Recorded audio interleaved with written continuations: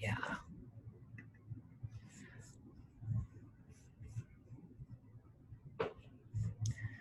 Okay, I'm unmuted. So far I only have Rob. Oh wait, see waiting room. Okay. Oh, Mr. 80. Fraser. Jason Anchor. Corey. Oh gosh, there's all sorts of people.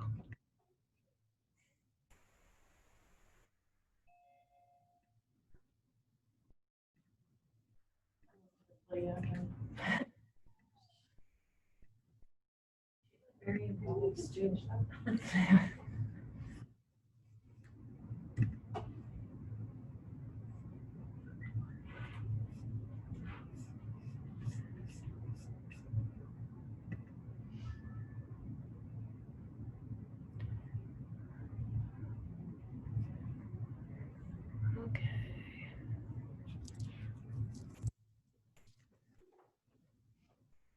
Should probably see Angie on there. Yep, she's on.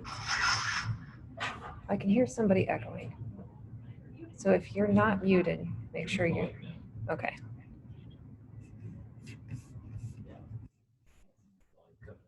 Okay.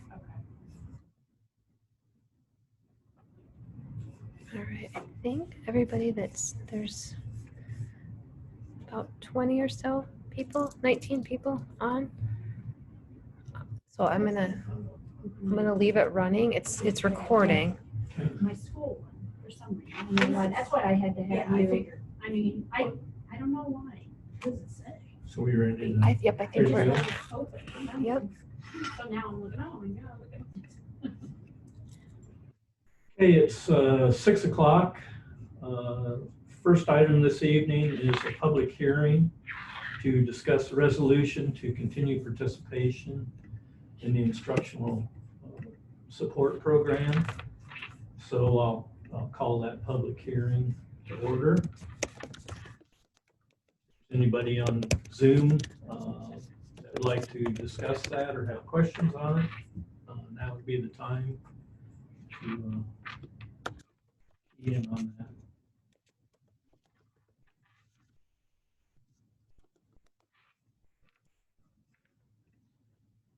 Julie, if you just want to go over quick, I mean, it's just a continuation of the program we've had in the past, so if you just want to. Yep, Speak it's to just a that. continuation of instructional support levy. It will not raise taxes. It will just keep them the same as they are. It provides us with about $150,000 each year for the general fund. And as you know, 80 to 85% of the general fund is salaries. And so if we didn't have the instructional support levy, it would be quite a detriment to the district. I don't believe that there is not one school in the state of Iowa who doesn't have the instructional support levy. It generally goes for 10 years, and we're just about up, run out of time for our 10 years. So we are looking to go to special election September 8th. So this will basically put it on the ballot, correct? Yes, Establish it. Yep, this resolution here that we'll be passing in the meeting is to tell the county auditor to call for an election.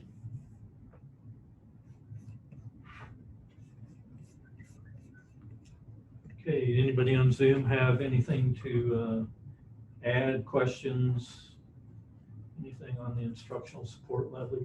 That's the public hearing we're in right now. If you have anything, hit the raise hand button on your Zoom link or put something in the chat, because currently everyone is muted.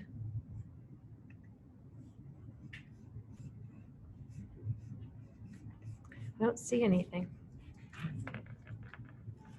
Any Oh, wait, board members? someone did. Okay. Joel, let's see. Okay, Joel, you are unmuted.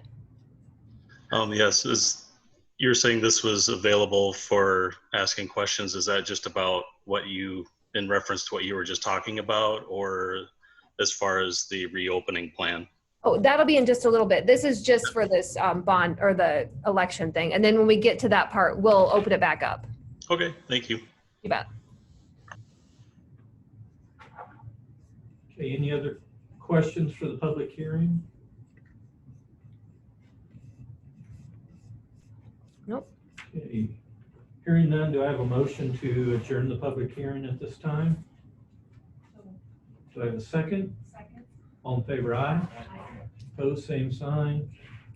Public hearing's adjourned. Okay, we'll now move into our regular board meeting.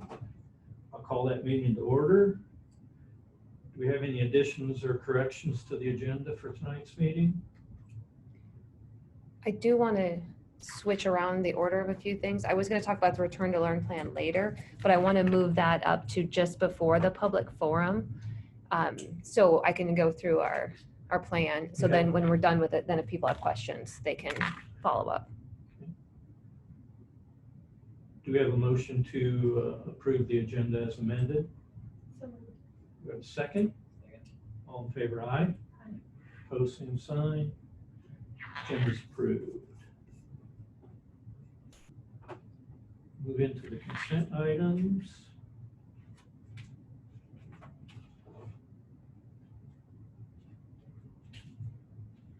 Do we have any questions or comments on those?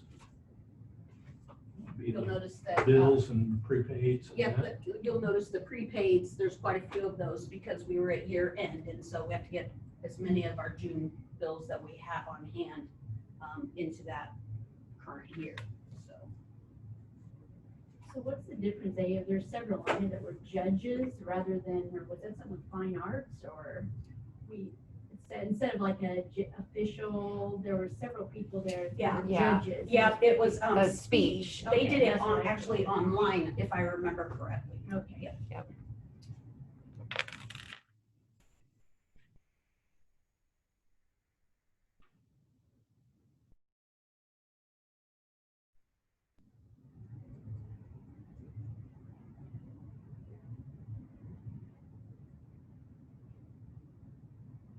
The Central States Roofing, is that which Part of our construction project. Yep.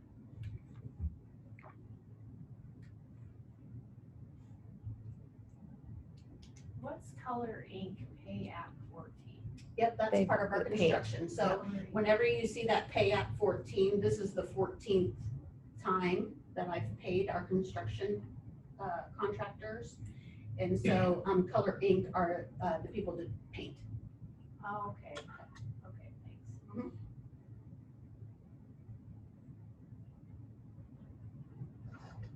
And then on that monthly expenditure chart that we have, why is there none this whole year? There's nothing for pre-kindergarten. There's not a line there for. Yep, that's it. It's actually in our elementary now. Because this past year, we had to, according to the Department of Ed, we had to take their codes for the elementary building and then their codes for the or secondary building. Oh, okay. So And so they fall under the elementary building. Yeah.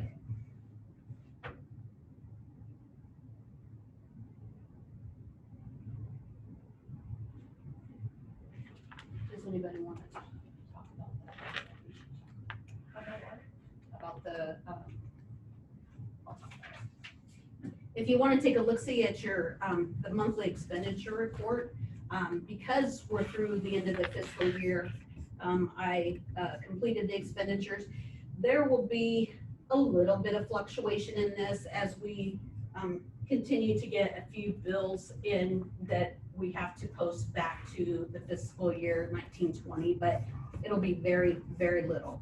So I'm happy to say that we were under budget by just under $198,000, which is awesome. We've never been under, I think the most we've been under budget is maybe 50,000, I think. So generally, I'm pretty good at hitting it. So generally it's 10,000 or less, but there was like one time that we got some extra money, and so then it skewed the expenditures, but, that's a big savings.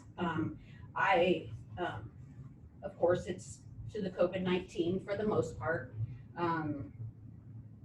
While we did have some expenditures that, we continued to pay,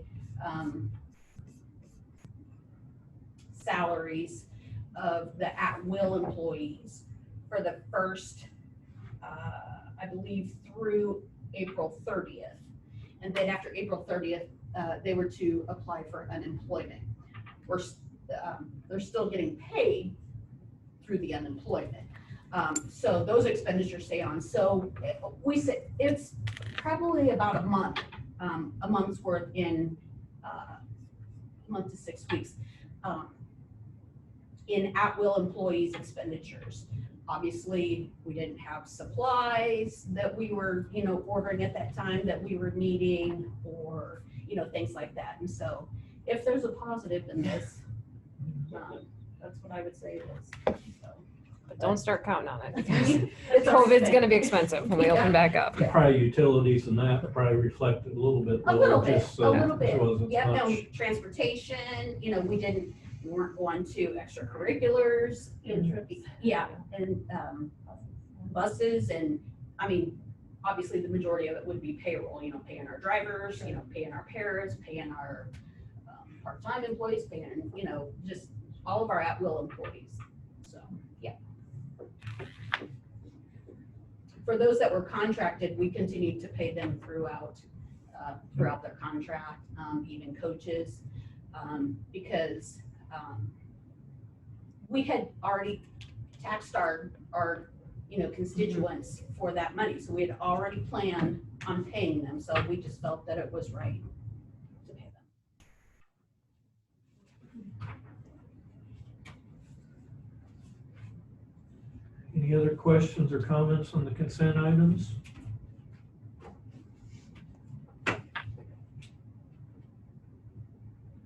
Hearing none, do I have a motion to approve the consent items? Do I have a second? Second. All in favor, aye. Aye. Opposed, same sign. Consent items are approved. Next item on the agenda is correspondence. We do have one bit of correspondence this month. It's a letter that I received from Mrs. Ritter, Cheryl Ritter, and she was just addressing some concerns that were noted in our audit. And it was about the lack of segregation of duties and expenditures exceeding budgeted amounts and questionable distributions. And she just wanted to make me aware of a letter she had sent several years ago before I was on the staff.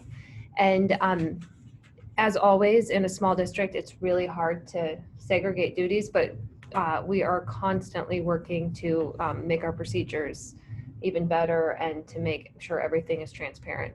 So I appreciate her letter bringing this to our attention, and Julie and Deb and I are working on it. So, okay, any questions about that? Okay. They look like we have early learning center minutes or They must take the summer off, do they? Because I No, they don't. don't. probably Still jumbled up a little bit With with the, them being closed. closed. Yeah. Oh, yeah, they're probably- Or, well, no, they did meet, but yeah. That's right. They did meet. okay, we we'll haven't had them for a few months. move on in the agenda to our return to learning plan. So Dr. Clapper, if you'd like to All right. So address that. you bet. I'm going to start this. I'm going to try and do a screen sharing. So,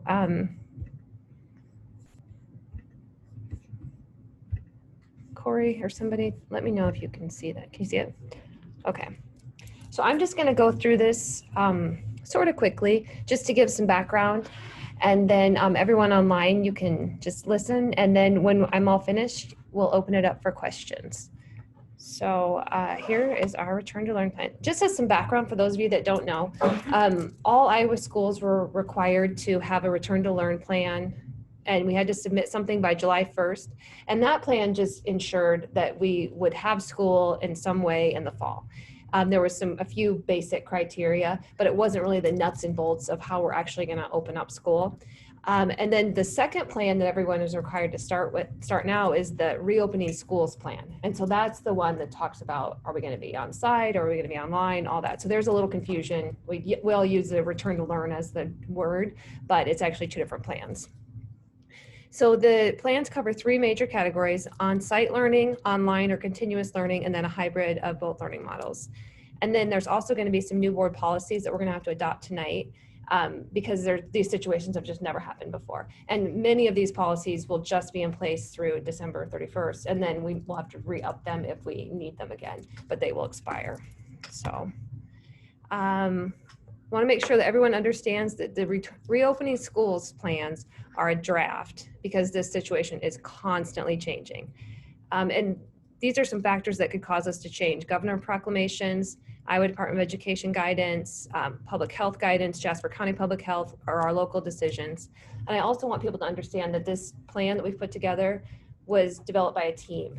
It had teachers, administrators, parents, the school nurse, and some public health officials, custodial staff, nutrition staff, Deb. I mean, we had a big group helping to develop this plan. So it wasn't just me in my office coming up with this idea. Next thing I'm going to talk about is just for this might get a little bit into the weeds for some of the parents on the Zoom right now, but I just want to make sure the teachers who are on the Zoom right now understand some of these new board policies. The one that could potentially impact teachers or staff members is the new emergency leave. So if there happened to be a student, or for some reason a teacher had to quarantine due to COVID, they would be eligible for full pay for 2 weeks for the 14 days that they had to quarantine, or the 10 work days that they had to quarantine. Then also, if they had to quarantine for one of their family members or something like that it wasn't directly related to something that happened here at school, but like, let's say their child goes to a different school and they had to quarantine, they would be eligible for up to 2/3 of their pay. And then if they have personal or sick leave or any of that available, they can use that in like 1/3 of a day increments to fill in the gaps. And this is all new federal CARES Act regulations. And then a second policy that could apply to staff is it's the expanded FLMA, and that could last for up to 12 weeks. And that's if they have a child or someone in their house that they need to take care of. So the first 2 weeks are unpaid, and then the last 10 weeks are paid at a 2/3 rate, but the staff can use any accumulated leaves that they have to cover those first 2 weeks, or for as many days as they have, they could fill in the gaps of those 1/3 days if they're available. So I just wanted to make sure staff knew, because, we talked about, well, what happens if a student in a teacher's class gets sick and then that class has to quarantine? Well, it doesn't feel right for us to say, well, if that teacher's got her or his sick leave saved up, they just have to use that, because it's not them being sick, it's them being asked to quarantine by us. So that's what this policy, the federal policies are in to protect staff members. And then the next one, student absences. This is for online school. So we've never offered online school before. So while we believe that traditional in-person school is the best place for learning to happen, we also understand that in this situation, there'll be some kids who can't be at school. And so during remote learning, like what we're planning, the Department of Education is, they haven't released it yet, but they're putting out some online curriculum that we can use at the high school level. And then the AEAs are putting out online curriculum that we can use at the elementary level, and they assure they'll have it to us soon. But that can be used for the online learning platform for families that need to be online. And right now we have there'll be a form. I think that maybe is the next one is the form that they'll have to fill out. And if you have a medical reason that you have to online learn, you can fill out this form and a doctor can sign it. And that can be for anyone who has an online learning situation. If you personally just don't feel comfortable and you want to do this online platform, as it is right now, we're planning to allow that. But I want people to know, please note, this is subject to change. and could only be used for students with medical conditions that would need doctor approval. The state legislature is currently debating this, and they're talking about whether or not they're going to allow students to opt out. So as it sits right now, we can offer this online option, but if they change their policy, which they are talking about, we hope that it doesn't happen. But if that happens, parents will have to choose either on-site, or if they have a medical condition, they could do the online learning. But if they don't have a medical condition, they just as a family don't feel safe about it, they would have to do homeschooling, and that would be on the parents. So I just want people, that is not our hope or anything like that. We hope to offer both platforms, the online for the families that want online and in person for the families that want in person. But you just need to know that that is a possibility, because the House and Senate are currently kind of discussing that option. But if they choose the online, they have to do it the whole semester. Right. So if they choose online, it'll be for the semester. And we'll get to that when I start talking about the plans. But so anyway, that's okay. This board policy anyway, just is that we will allow online learning for someone who needs it. And then the next one is the school days one. This one is just saying that the board will agree to count the hours if we have to close for COVID. We used to, we've just never had this before, so we just have to adopt that policy. And then the next one, 60313, is the appropriate use of online learning platforms. This is just kind of an online behavior, like things that wouldn't be allowed in the classroom won't be allowed online. Bullying won't be allowed online, just like it would be in the classroom. Anything like disrespectful or, anything that, like, if we were in school on site, we would expect the same behavior from kids online. So that's just that policy. And these are all new board policies that have been brought to us by IASB. That's Iowa Association of School Boards. And the last policy is, this just gives the superintendent authority to close school due to COVID, rather than us having to convene a board meeting every time we need to close school, which hopefully is not ever, but just in case. This just shifts the authority to me so that we don't have to work through you guys. Okay, so that's just the board policies. So this is probably what a lot of the non-teachers are zooming in to listen about. So we've got two plans for the fall. We'll have our default plan is to have students learn on site when school starts on August 24th, normal school. We'll have obviously some safety precautions, but on-site school. Our other option is learning online from home for the first semester, but those little stars indicate, like, that's what I was saying, this could change if the legislation changes. But parents are going to have to make the choice before school starts. There'll be a form that needs to be filled out and turned in for families that are choosing option 2. The district will send out an email in the next couple of weeks, and then a survey that you just check, yes, like my kid's name, on-site, online.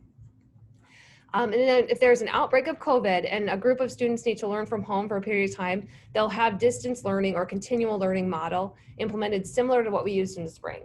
So let's say, a third grade class, the kids are here at school just learning online, and for some reason that third grade class has to shut down and has to quarantine.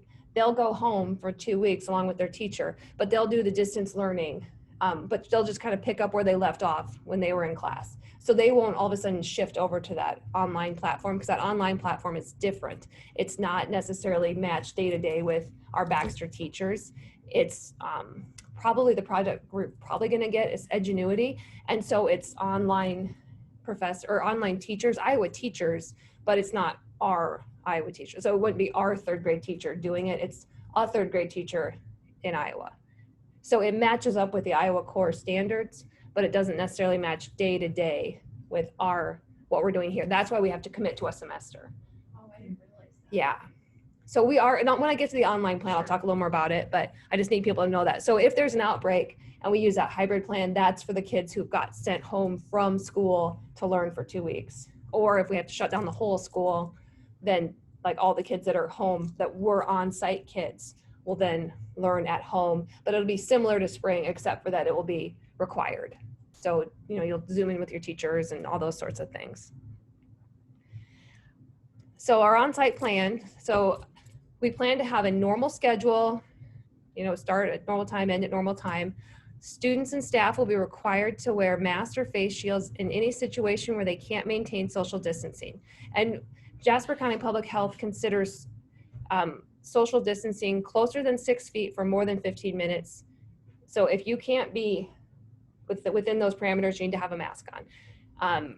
So what we're saying is, I don't want people to misunderstand that from the moment kids walk in the building to the moment they leave, that they're gonna have a mask on the whole time. That's just not the case. So what we plan is that in any places where they're congregating, like in the halls, we'll ask kids to have their mask on during passing time. Or if they're at the elementary level, if they're up at the front on the carpet with their teacher, they'll have their mask on. If they're just at their desk or their table spot and they're spread out and they're just working and they're 3 to 6 feet apart, they can take their mask off and work at their spot. If they want to get up and walk around the room, they need to put it on.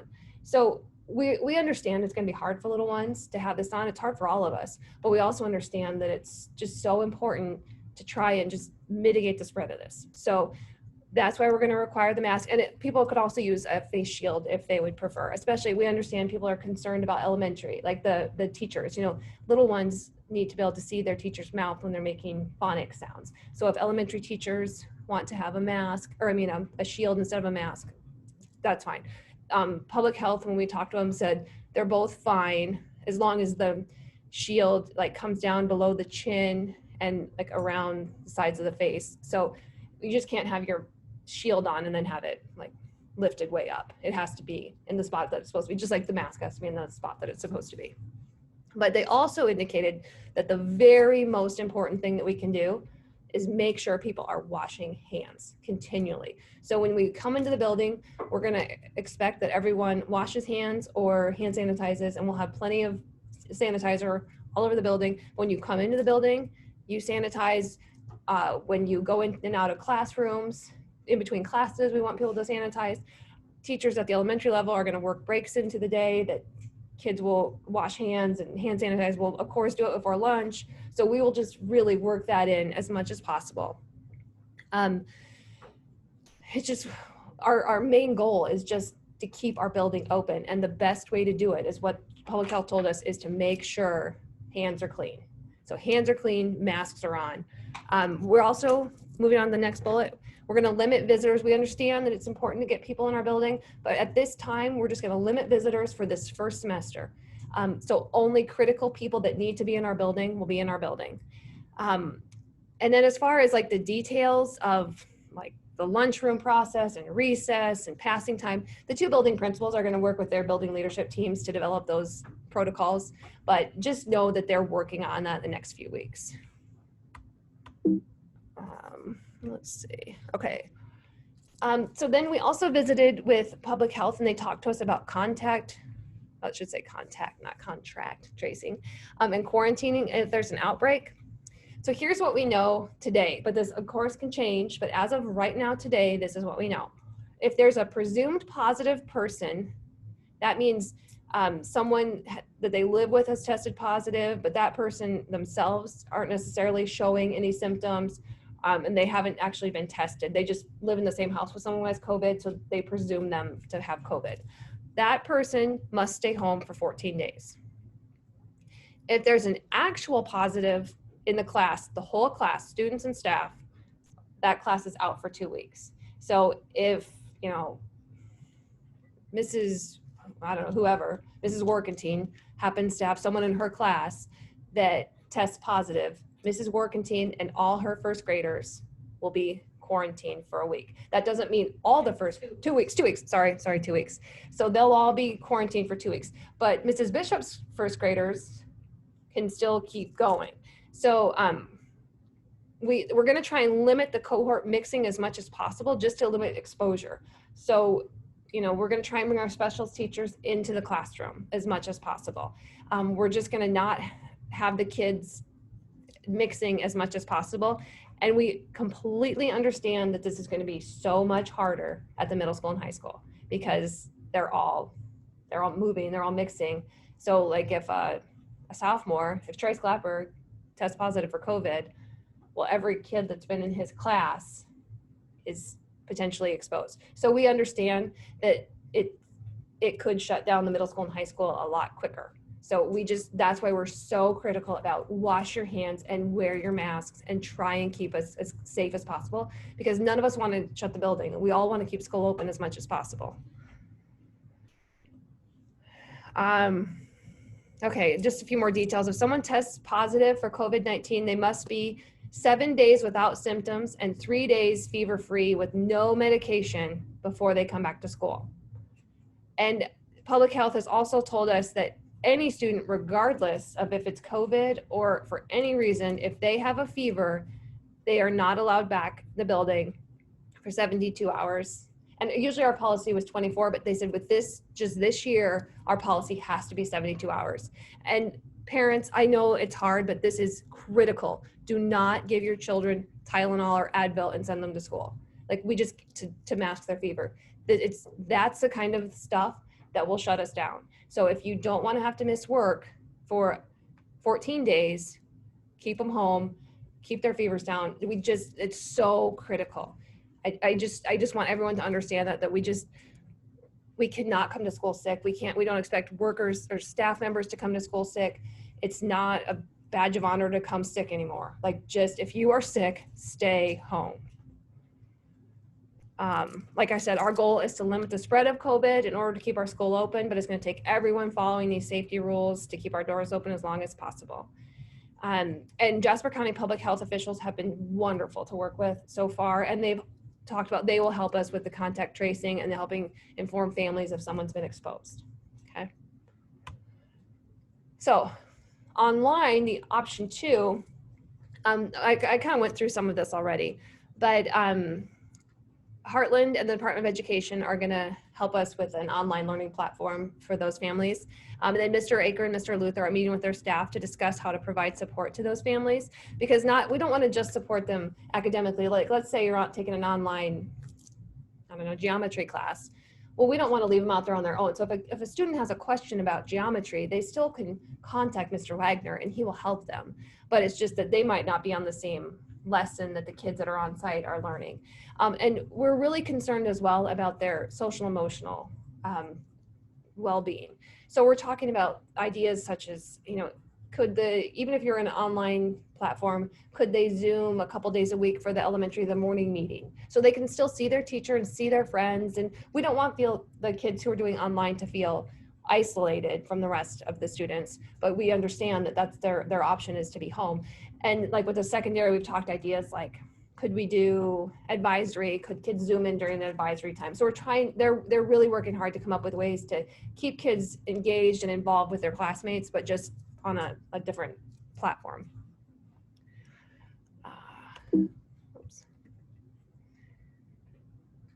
Okay, and then the distance learning plan, this is kind of that hybrid plan of if we're in school and then for some reason we have to shut down. But just a few highlights of that. It will be different from spring because it will be required, whereas in the spring it was voluntary. That's just not the case this time. It'll be a combination of online and coursework, just very similar to spring. And then Mr. Aker and Mr. Luther are working with their staff to figure out how to make sure that happens. So our final thoughts in all this are whichever plan a family chooses, on-site or online, it'll be for the whole first semester, and then we'll reassess as it gets closer to the end of the fall semester to see, fingers crossed, maybe there's a vaccine, we close down for Christmas break, we come back and life is good again. I don't know, but we will reevaluate at Christmas time or right before the end of the semester. And then these policies that we're adopting are just emergency policies and they'll expire. So if we have to reevaluate them and re-implement them for the second semester, we will do that. Okay, that was a lot of me talking. So now I'm gonna stop screen share and open it up to questions. Okay, so if you are a participant who has a question, go ahead and do the hand raise and I will call on you.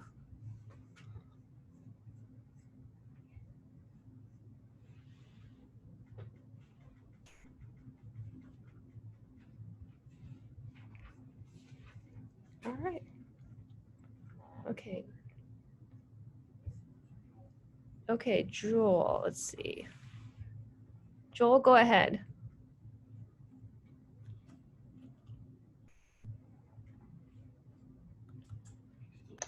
Oh, he's still. Sorry, I was muted. Oh.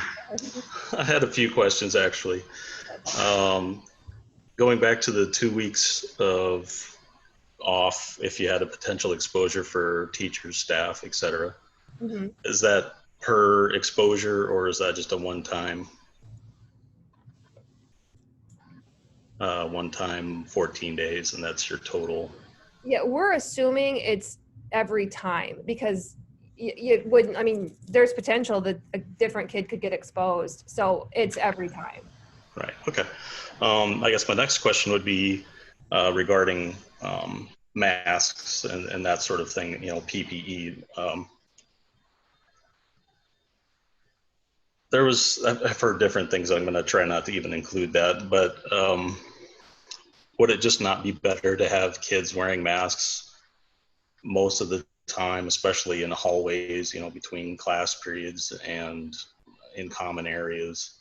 And going along with that, would there be controlled entrance and exit with people taking temperature readings possibly? We haven't, as far as the masks, yes, that's part of our plan. And as of right now, they aren't recommending the temperature things, but that absolutely could change. There's, Okay. we have like our lawyer is going to be on, I do it Wednesday and Friday Zoom every week with the Heartland area superintendents, and we have lawyers on, and we have Department of Public Health, different people on, and there's going to be a lawyer on Friday talking about that. So that definitely could be a possibility. It's not part of our plan right now, but we have considered that. Okay. And I was going to ask about lawyers, but as far as like having PPE available for kids and teachers, has that also been ordered or is that going to be included? Right. So we will, if we require it, we have an order ready to go tomorrow. So we will provide one mask for every student and teacher. And then if people want that beyond that, they can certainly buy their own or get more, but we'll provide one for everyone because since we're requiring it, we will do that. Okay, fantastic. I guess then my last question would be for those who are either insisting or having their child go back on site, is there going to be a waiver, a COVID waiver of some kind to limit liability to the school? We've talked about that as well. And from everything that we're hearing from the school administrators of Iowa, their attorneys have talked about that. And they said, as long as we aren't being overly reckless, like no school is, it would be almost impossible for someone to prove that their student or their staff member contracted COVID while they were at school. So they said it'd be easy to sue, but very hard to prove.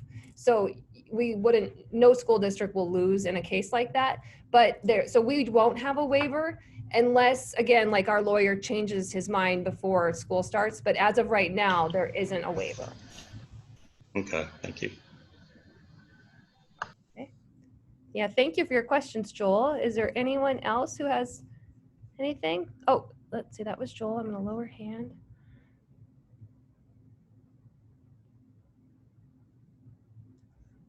All right. Last call for questions, and we're going to move on.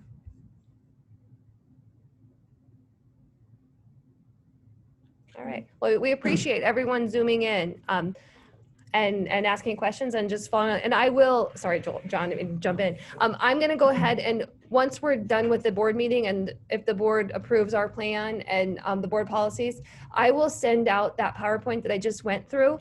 I'll put it on our website and then I'll send it through JMC. So any families that want to just look at it a little more closely or teachers that want to look at it more closely, it will be available to you. You said on that frequently asked questions link too, just to make sure.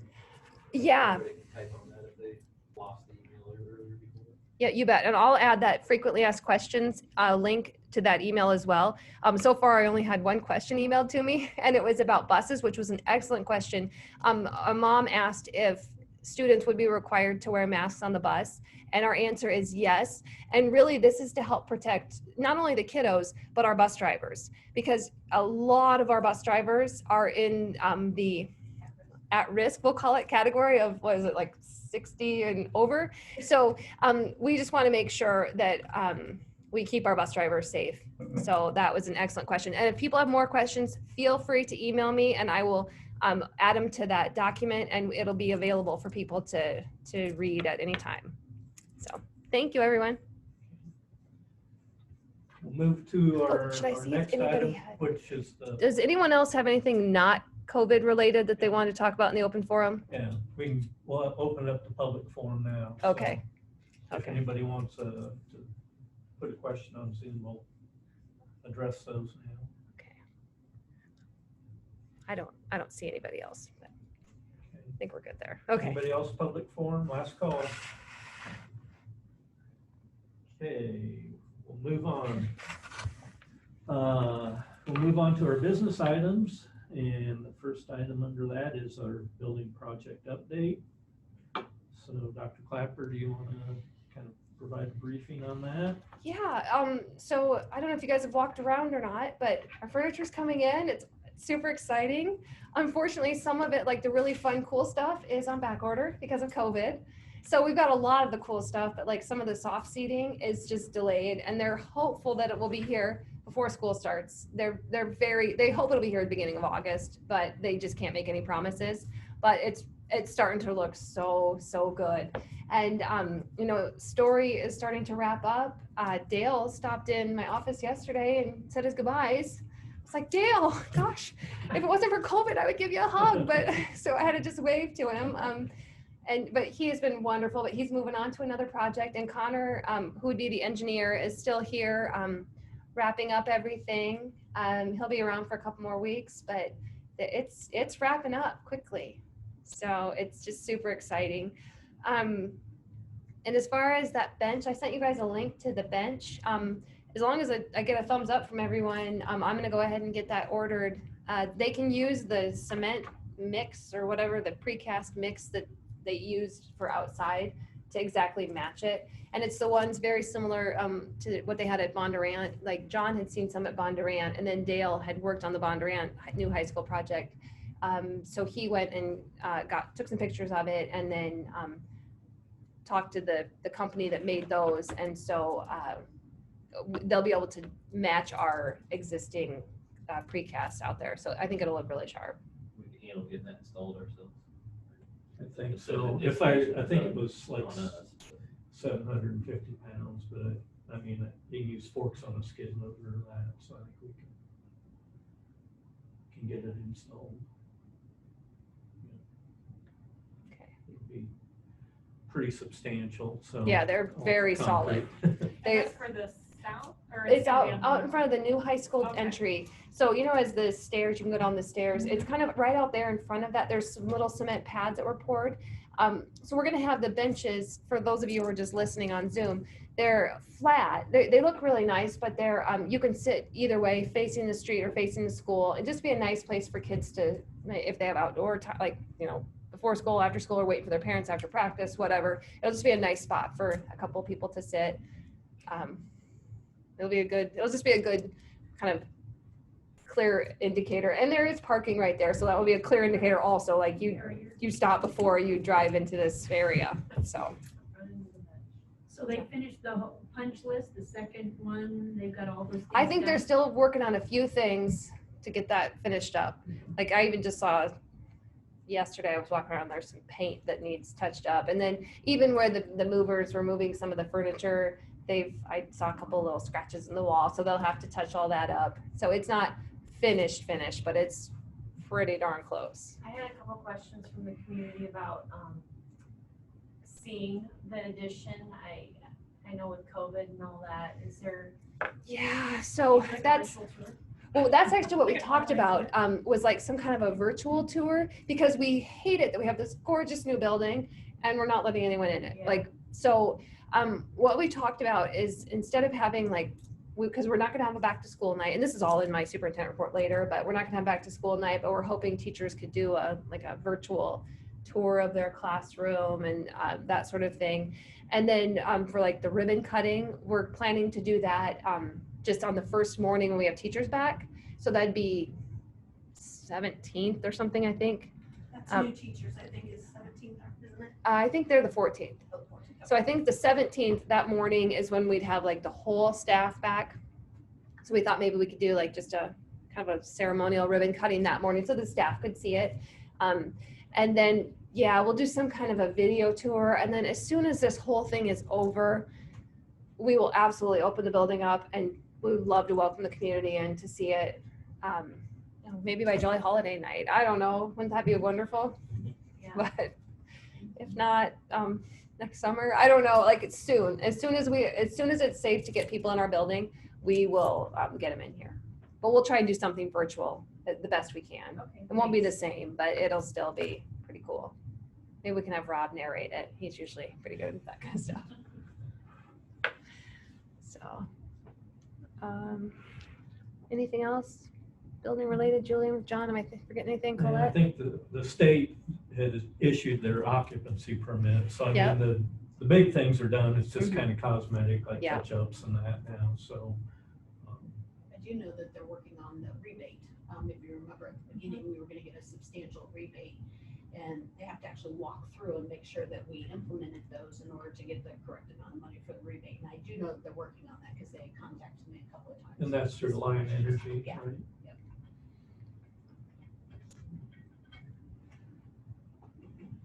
What's the board's thought? Dr. Clapper talked about the bench. Are we okay with that? Okay. And I don't know, Julie, is that something that, I mean, we had some donations or that kind of stuff. Is that something that, We do. I can sure reach out to them and find out. see if that's something that they would like to Yeah, Oh yeah, that's good. have that used for? yeah. or- You had mentioned something as well. Is that a thing or no? Not yet. Not so, yet. yeah. So I'll I'll just go throw get it up out. there that after prom too has, you know, a considerable amount of money they wanted to donate in memory of Ronan. Oh, nice. They had some ideas other than a bench, but you know, I voiced, you know, to them that they wanted to do a mural in the gym, but you know, murals take upkeep and trying to steer them towards a different direction, a Mhm. bench. Mhm. So I just think that they maybe need some guidance from. Okay.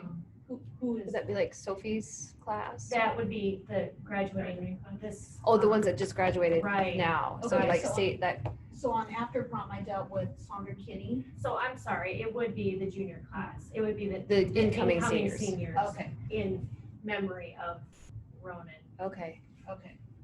Now, let's see, do you know what parent was in charge of after prom? So, well, it was Amanda Pierce, and now Lori Gowdy Okay, is, Okay.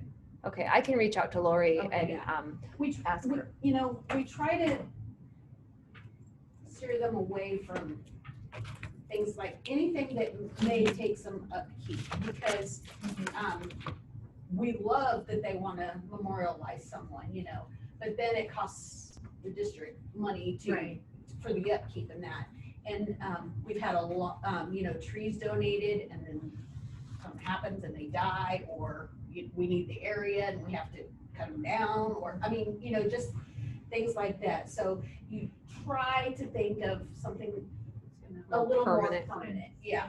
I know that we, were in need of a podium, a new podium. I don't think that we ever got that, did we? I don't think we were, I think we were gonna get it for graduation and then We didn't it all have fell apart. and- Yeah, and, you know, and so like the one that we had was, geez, it was donated, you know, a memorial, like the class of 57 maybe, I'm not even sure, you know, but it was a big sturdy wood, you know, and it lasted forever and ever and ever, you know, well, it's just seen its better days, and so I know, you know, we're looking for podiums and, you know, just things that are a little more permanent, but maybe don't take constant upkeep. yeah, So, I think they just needed some information, Mhm. education Sure. on how.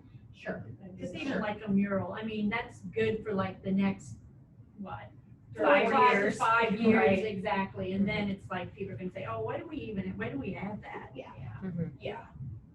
And Yeah, then, you know, something we more had a permanent would butterfly be garden, nice. you know, and then it doesn't, you know, get the attention that it needs, you know, and then people get upset and and I understand, I completely get it. I've been there and done that, you know, and so we just hope for something a little more permanent, you know, that doesn't take a lot of upkeep. Well, I'll reach out to Lori and like Debbie and Lori and I can talk. And, Yeah, um, that's fine. I mean, Yeah, because we could probably get like a plaque or like a little Yep. something on Right. there that says Yep. in memory of Ronan. Yeah. So it's We have- honoring him. So we are sitting on some additional memorial money that they weren't sure what they wanted to do with it. And so I'll reach out to those.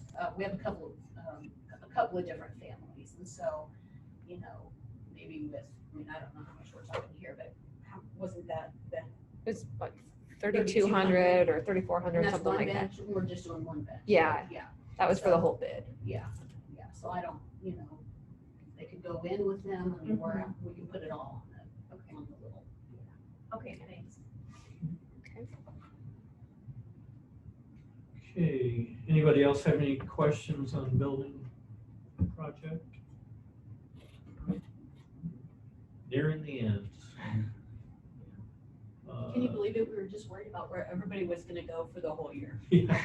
We were trying to Yeah. find places for everyone to go. It's crazy. Okay, next item under business items is the membership on the board. And that's a routine item. We need to state in our minutes it's a 5-member board and then who the actual members are.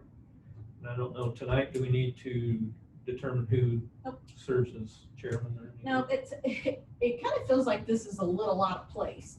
And It used to be, I think we did it with the election in September. wasn't it? Yeah. it's Or- always, but- I don't know how it happened to be in July, in the July, but remember now, because your terms are up in November, now we have the organizational meeting in November.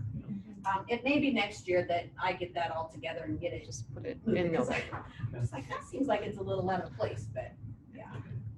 So tonight, we just need Just to the state in our membership. minutes, yeah, who the board members are, and it's a 5-member board, so. Do we have a motion to approve the continuation of a 5-member board, which currently consists of Corey Robinson, Colette Kunkel, Deb Meyer, Kim Tickey, and myself, John Multher. Do we have a second? Second. All in favor, aye. Opposed, same sign. Actions approved. Okay, our next item is a resolution to direct the County Commissioner of Elections to call an election to submit the question of continued participation in the instructional support program, which that we just earlier had the public hearing on. You can tell the lawyers doing That's a lot. So does anybody want to make that motion to approve the resolution calling for the election? So moved. Do we have a second? Do we need to do roll call on that, Julie? Corey Robinson, Yes. Debbie Meyer, Yes. Colette Kunkel, Yes. Kim Tickey, Yes. John Luther. Yes. Thank you. Okay, the next item is our annual review of board policies. And it looks like this year is the 100s through the 300s. So just know that we'll be So kind of put us on Yeah. notice. on that, notice. Start reading the 100s through 300s. Just a little light reading. But I'm already done. Yeah. I Yeah. love Colette, she's good at that. Yeah. Everyone has their role. Extra eyes. And then the other ones are those COVID related ones that I talked about a little bit ago. And so these are like right out of IASB. The only one I have any question about is the very last one that I put on there. I hesitated to put it in there at all. And if you guys want it, it's like, yeah, 902, 902 R1. And that just gets into very specifics about we will require hand washing, we'll require non-medical grade face masks, employees and volunteers are encouraged to monitor temperatures. And then due to increased costs to the district, providing additional cleaning and disinfecting measures in order to to preserve cleaning supplies for school, the school will limit the use of for non-school activities. So I don't know that we necessarily want that policy, but I just wanted it for you guys to look at. Like if you want us to include it, we can, but if you don't want to, we certainly do not have to. We've covered everything else in the other ones. And the comments off to the side are Siobhan, she's the IASB lawyer. So she's kind of explaining where they added in different things.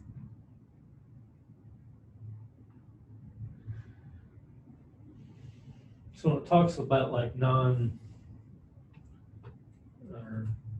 I don't know how that was stated, but basically use of the facilities for other than school activities. Would that be like rec stuff? Yeah, so like that would say like we wouldn't allow rec to use the gym, we wouldn't allow Bay to use the school, we wouldn't allow anyone to rent the commons. And if that's what you want, we could certainly do that. I didn't want to just put that as a policy without conversation about it. I mean, it's only for the first semester, right? And then we're gonna reevaluate. Or is there middle ground in there where they would clean after the use of facilities or put money towards paying our custodians to Right. do extra cleaning or something like that? I mean, Yeah, might be, that's, this is the district may also require non-school groups to reimburse the district the actual cost of school personnel time needed to clean and disinfect school facilities after the event. That's the bottom, like there was kind of two options for those two paragraphs. So if you want to do that one, we sure could. I'm just worried about it. They're gonna have a lot on their plate already. Yeah. We're gonna require them to clean up after a 4-H meeting.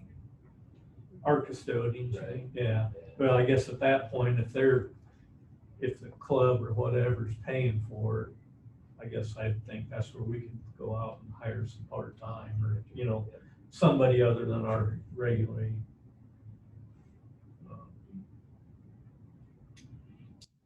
custodians or, I mean, I think we've got 1 or 2 part-time, and you give them more hours or something like that. I'm thinking like with rec and stuff, they're just using the gyms, would our custodians be cleaning that area after they're done using it anyway? I don't know. I mean, they're not using like the commons area and things like that. Yeah, I don't know, like, do some groups Well, use the Are you commons? gonna pick Yeah. certain groups or are you gonna pick? Well, everyone? yeah, okay. I mean, cause we I have, just feel bad. I Right. get it, but we have 4-H who uses the West Commons, we have Bay who basically uses the whole school. We've And got men's rec, we've men's got, rec and regular adult rec. rec. That's why I'm saying it's just for a semester. Well, and I mean, we can say it's for a semester, but that's all subject to change, I think. yeah, it is. That's what, Yeah. that's what I'm Things saying. go, It's like, gonna, I don't think we can say that anything that we're putting in place for the fall semester is only for the fall, because I think second semester is also gonna look different than. right, but I'm saying we Yeah. can assess it at that point. Yeah. That's why I'm saying it's probably not so bad not to let them. I mean, we're talking a semester. Mhm. We're not necessarily saying that, okay, for 2 years you can't do this, where, Well, I just think, some of those parents who have concerns about their kids right. wearing masks during the school day, are they even gonna let their kids Do rec activities. do Bay or rec? I mean, or- I hate this because, rec, what are they gonna do?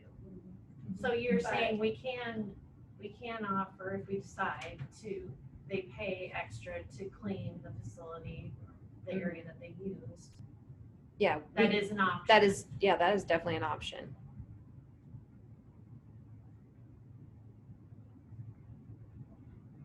So is the question whether we're gonna adopt this policy or more like which one of these last No, paragraphs? like, do you want that policy? Because we don't even have to have this policy at all, and then things would just be as they are now.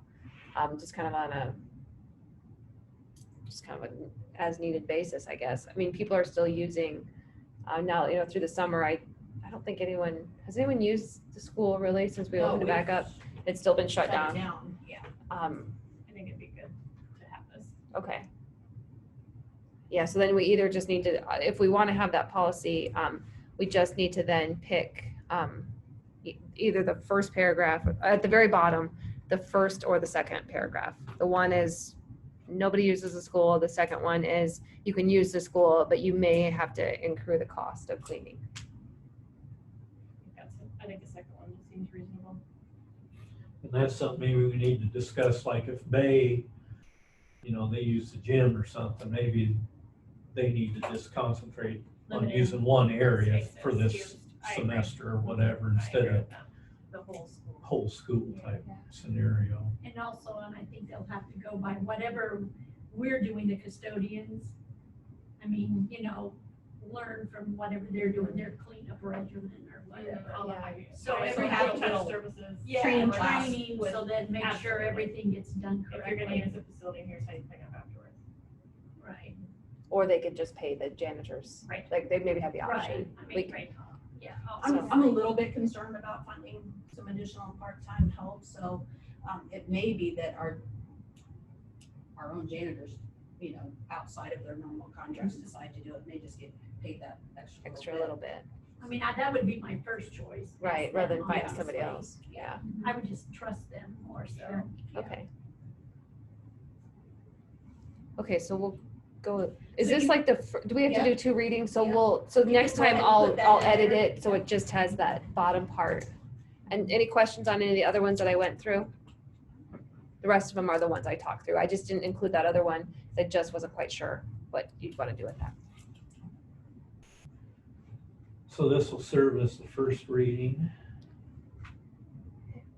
And then I at our think- August meeting is when we would approve it. or- So I think, to keep in line with the hundreds to 300s, I think we'll have August be our first reading, and then, September be our second reading, and then we'll approve them.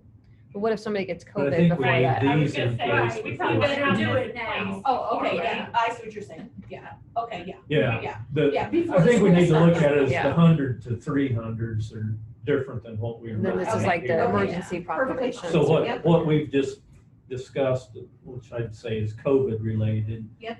Those will serve as the first reading tonight. Okay, And then the second reading at our August Okay. meeting, at which time we can approve. okay. And then the 100 and 300s, Normal process. yep, we'll talk about those at our next meeting, but it'll be September before we.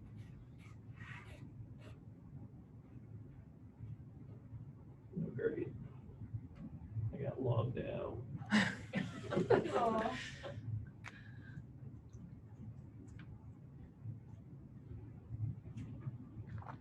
Well, he's logging back on. Joel, the guy on the Zoom, about the temperature gauging and stuff.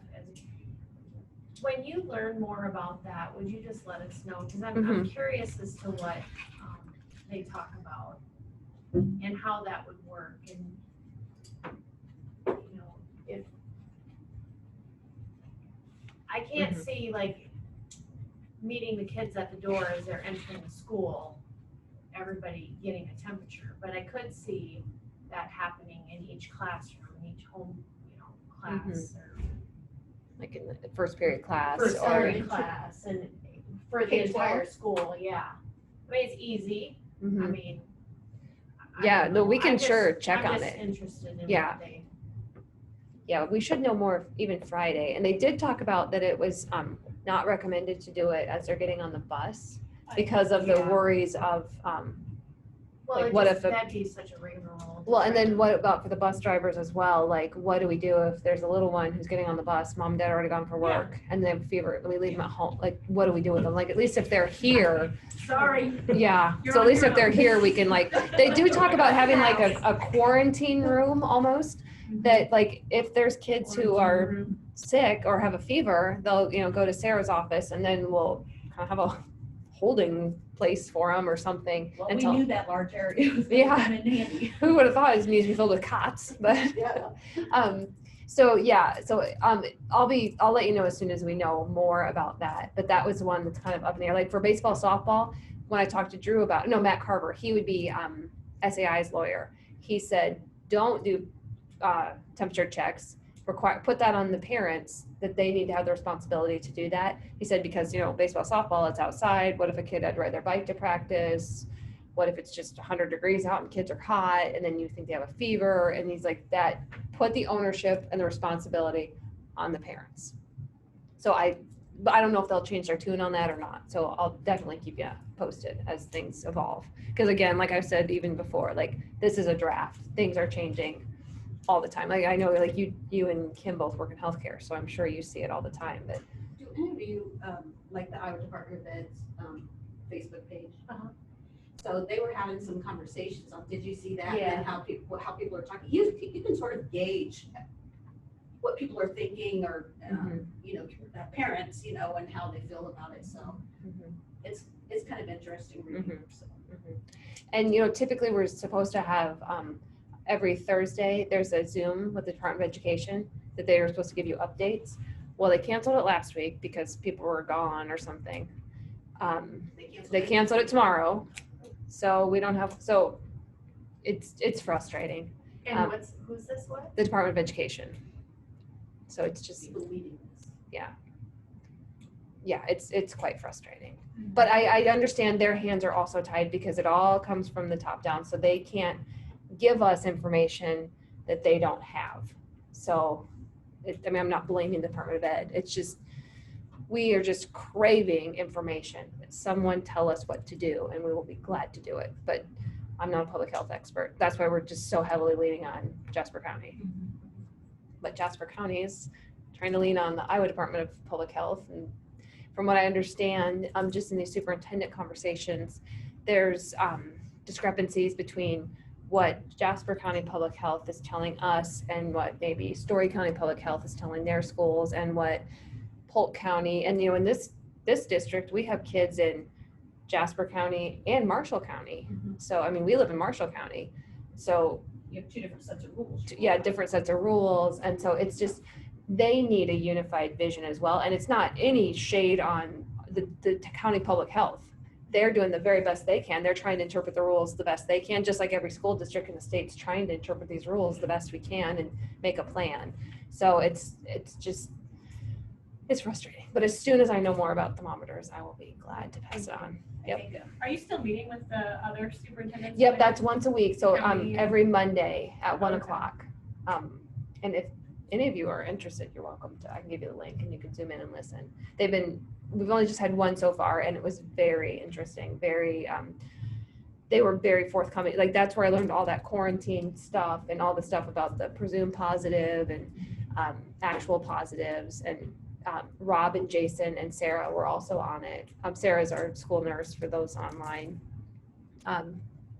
Yeah, and so it was Linville Sully, PCM, Newton, us, Colfax Mingo, and then I believe Newton Christian and Sully Christian had their administrators on as well. Because all our plans are slightly different, but we're all trying to kind of come up with similar metrics just so that, I mean, we're all kind of in the just consistency. It's kind of like a snow day. It's a lot easier when everybody around us is calling a snow day than to go out on our own and be the only school in Iowa that called off school for snow.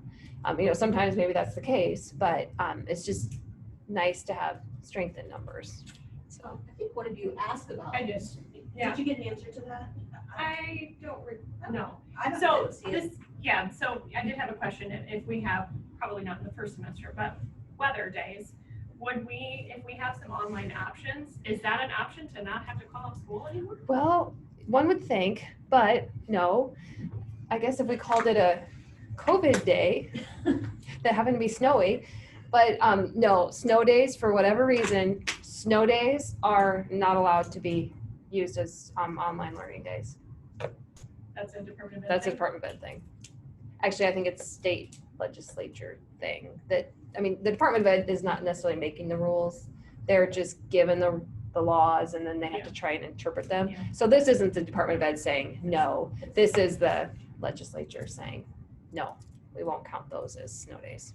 So, I know last time we met, you said if we started school earlier, that those hours didn't count.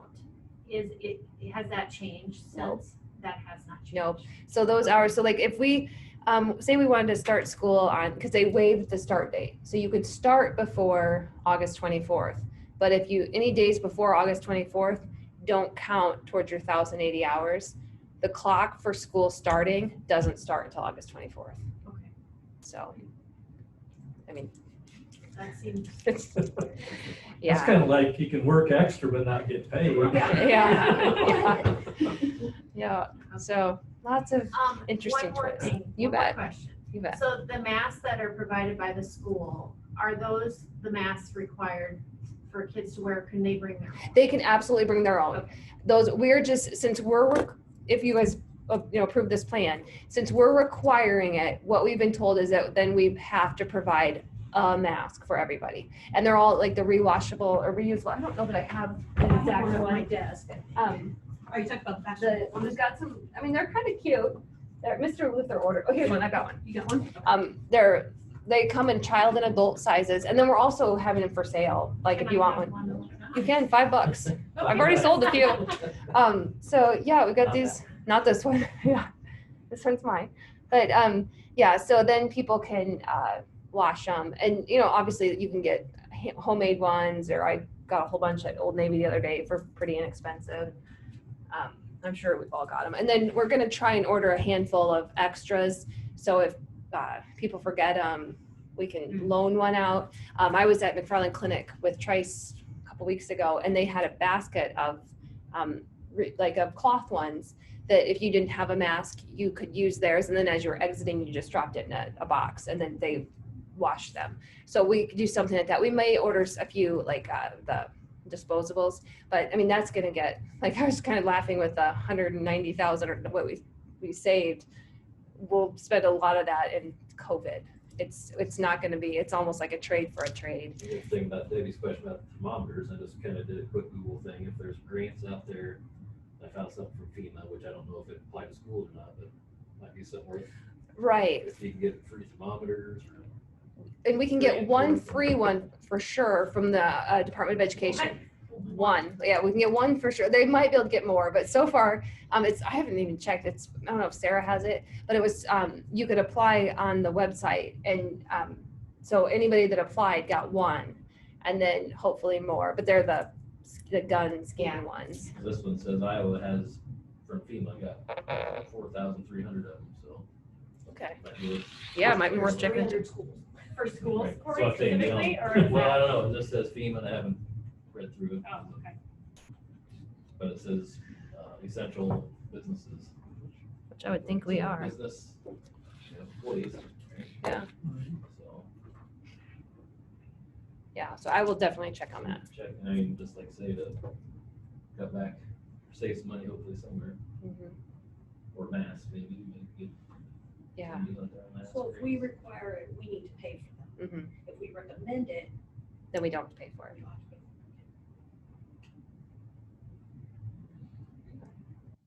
We have an order.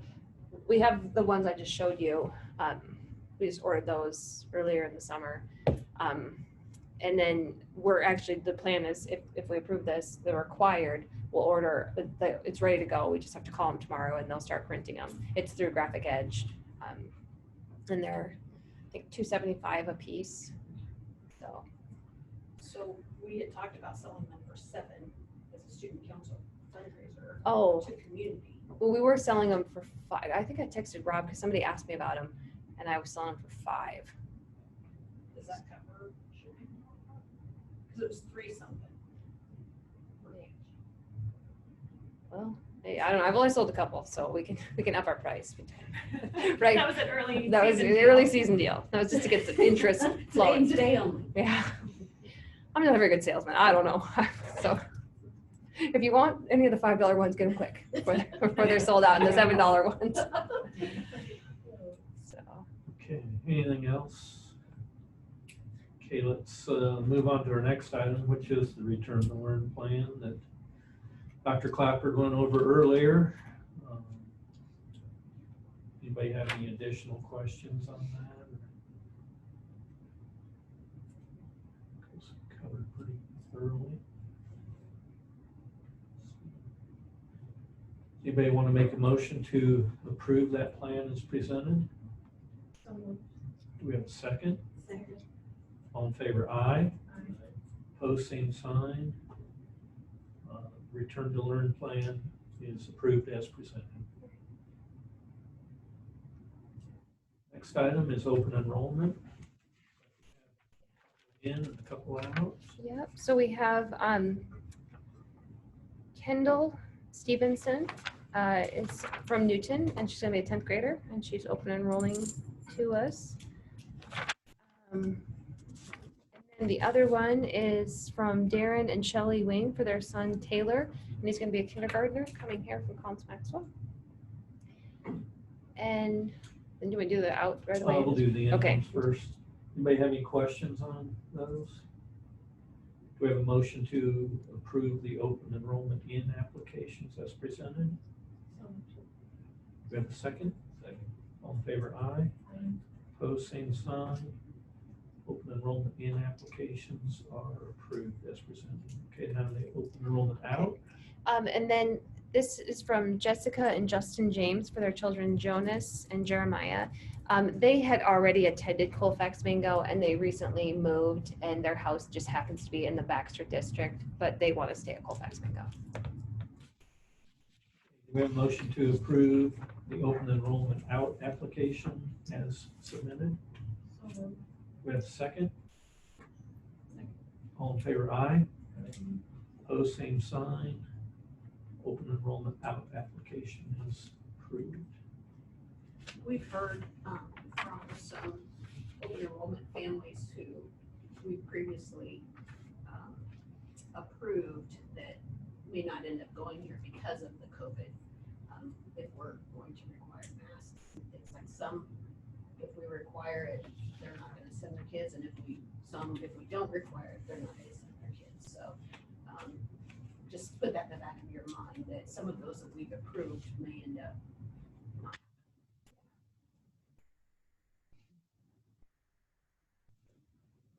Move on to personnel. Looks like we have resignations. Yep, so we have Amanda Pierce as drill team coach and cheer coach, and then Maria Stefani as assistant volleyball coach. Those are the resignations, and then contracts for Zachary Archer, big K-12 vocal music, Madison Hulk, 3rd grade, Maria Stefani as head volleyball, so she's not really leaving, she's just moving up to head, and then Lydia Bland as assistant volleyball. Which is her daughter. Yeah. Marie Stefani's daughter.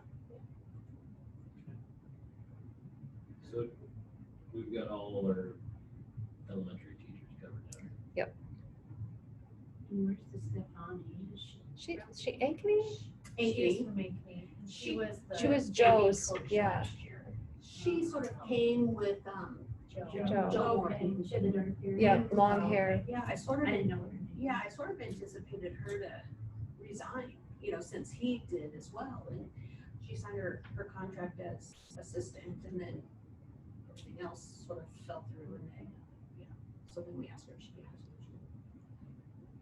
So we're still looking for a dance team coach and a couple like assistant junior high coaches and things like that.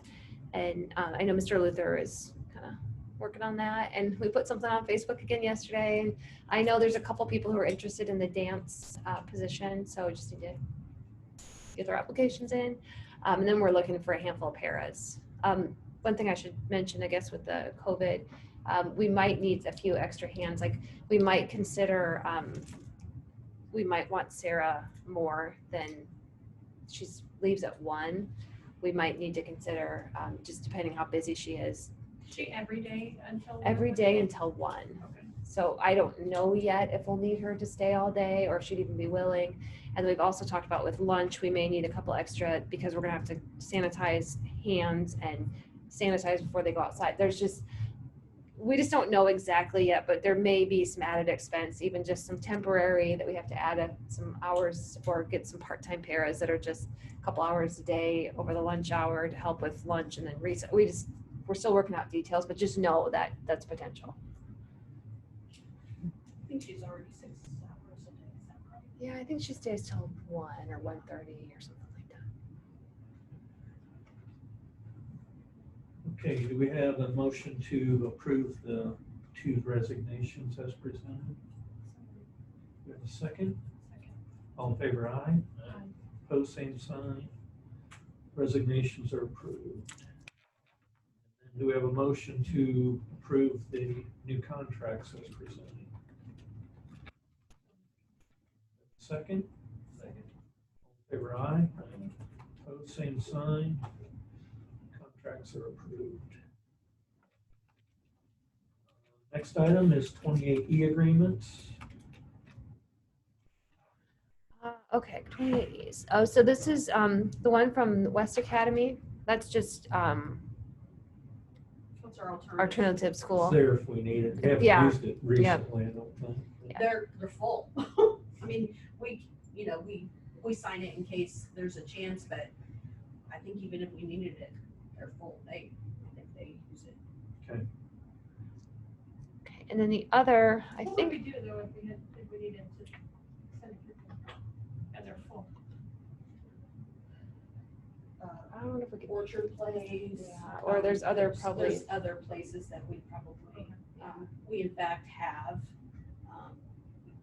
in an emergent situation, they go to probably the Des Moines Hospital, and the Des Moines Hospital then generally just, they go on to Orchard Place then after that, and Orchard Place is considered part of the Des Moines Public Schools. Where there is one in Cedar Rapids, I think. There's four of them. We've had some kids over there.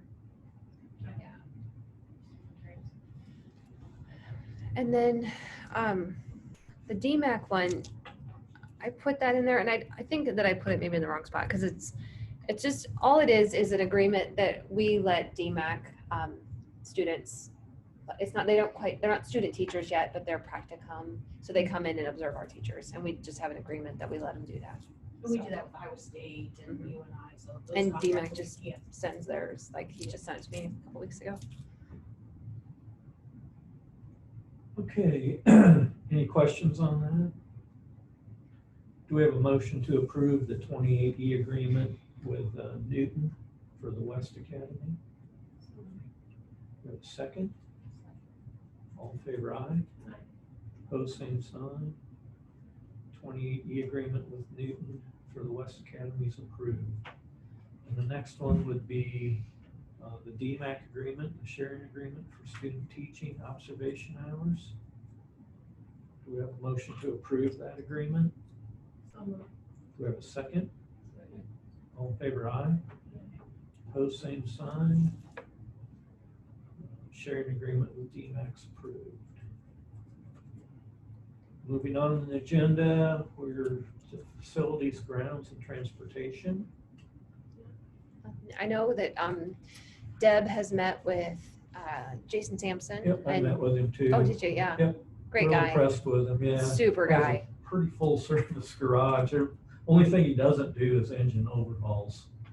He's got a bus lift, does brakes, tires. In Nevada, yeah. So we need to get the buses up there.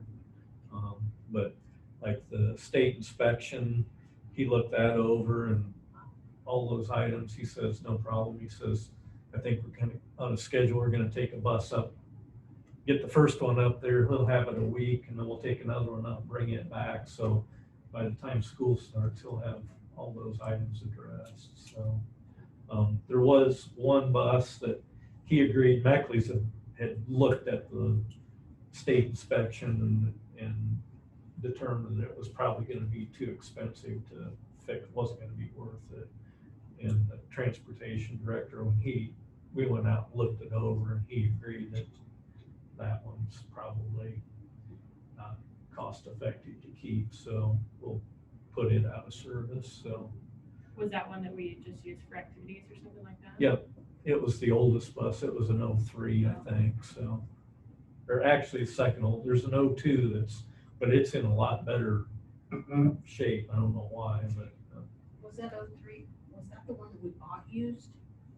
I don't remember, I guess, if it was or not. That might be the 05, I'm not sure. I'm not sure. Yeah. So anyway, I was impressed with, I think that'll be a good opportunity. Work with him. And he actually, we had number 12, which had engine codes again. That's the one that we put a new motor in a year ago.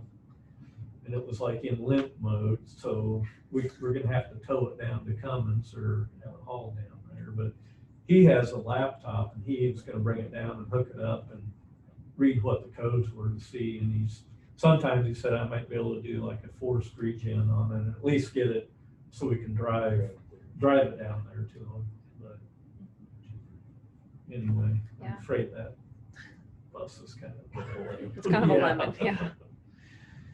So, What's his last name again? Sampson, Jason Sampson. Yeah. Great guy. So Yeah. I think it'd be a good fit. good. Yeah. Good, so. All right. Does he think we can share any of their drivers?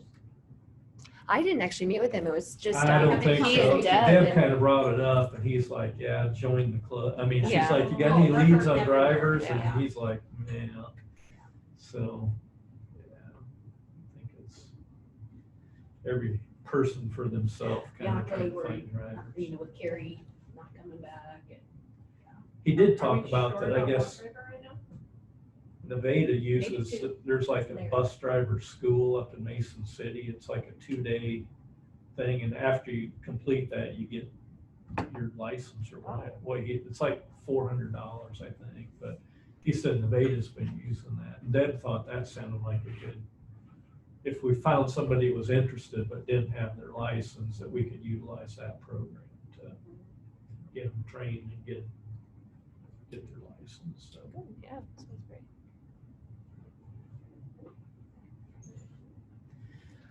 Okay. Anything else on facilities, grounds, transportation? Move on to superintendent's Yeah, report. last thing here.